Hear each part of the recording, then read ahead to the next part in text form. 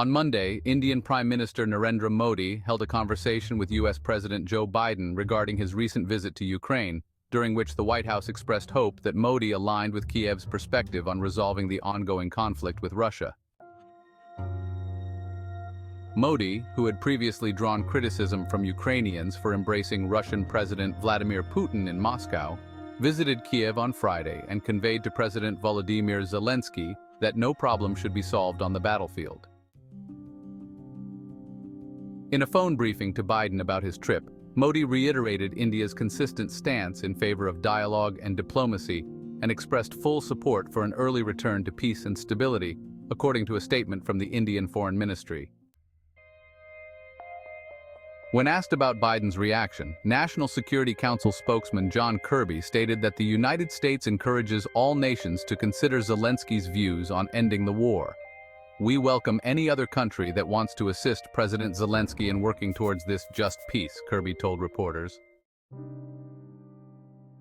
Zelensky has called for the restoration of all territories occupied by Russia, which began its full-scale invasion of Ukraine in February 2022. India has not explicitly endorsed Zelensky's position. Despite strengthening ties with Washington, India has opted not to participate in U.S. sanctions against Moscow, maintaining its historical relationship with Russia and continuing to purchase oil from it at lower prices.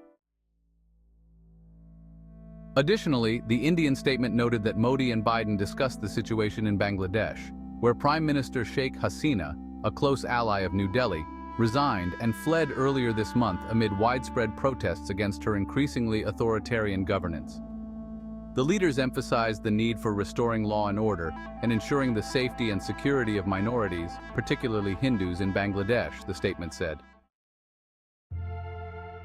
Since Hasina's departure, Hindus have faced violence, a stark contrast to the support her secular administration had received from minority groups.